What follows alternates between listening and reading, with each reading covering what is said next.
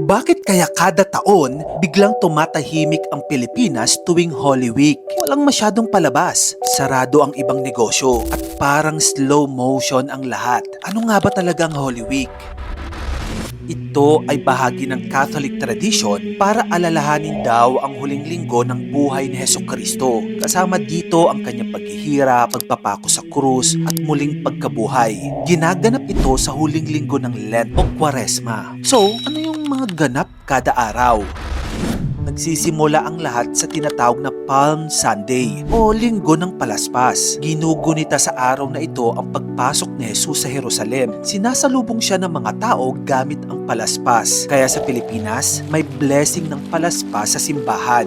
Next, Holy Monday to Holy Wednesday. Sa mga araw na ito, walang masyadong malalaking event pero nagpapatuloy ang misa. Ayon sa mga Katoliko, ito ang panahon ng reflection, pagninilay-nilay at paghahanda. Sunod ay ang Maundy Thursday, yung tinatawag nilang Huwebes Santo. Isa ito sa pinaka-importanting araw para sa mga Katoliko. Ginugunita nila ang Last Supper ni Jesus at ng kanyang mga alagad. Dito rin nagmula ang tinatawag nilang Eucharist o Holy Communion. Sa Pilipinas, may tradisyon na tinatawag na Visita Iglesia, saan bibisitahin ng mga Katoliko ang 7 simbahan.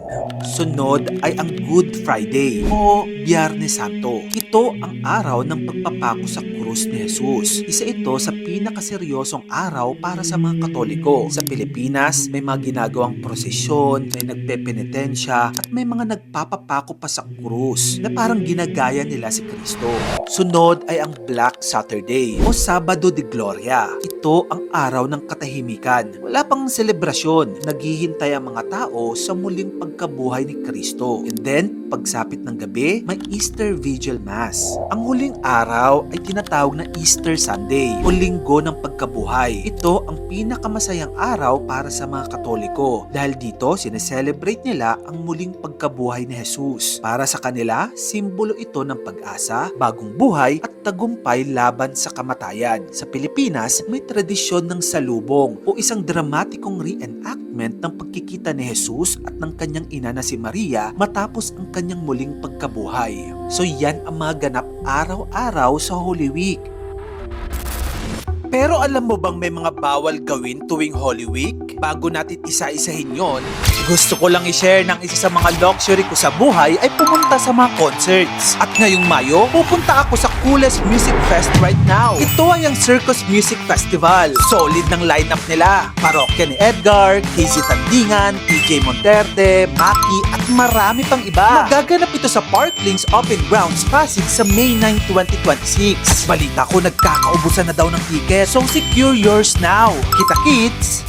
Pero may mga bawal ding gawin ang mga Katoliko sa loob ng isang linggo na ito. Bawal silang kumain ng karne tuwing Good Friday. Tapos kailangan silang umiwas sa mga party o pag-iingay. Iwas din sa trabaho kung maaari. Kailangan nilang mag-reflect at magdasal. Ang iba, hindi naliligo sa gabi. Hindi rin sila nagwawalis. Maliban sa mga yan, sa modern times, marami na rin gumagamit ng Holy Week para magbakasyon, magpahinga at mag-travel. Kasi nga hindi naman lahat ng tao dito sa Pilipinas ay Katoliko. So yung ibang mga miyembro ng ibang relihiyon, ginagamit ang panahon na ito para magbakasyon. Kung gusto mo pa na magayto pang klaseng contents, dito lang yun sa channel ko kaya follow ka na. Mag-subscribe ka na rin sa aking bagong YouTube channel. Yun lang, maraming salamat sa panonood.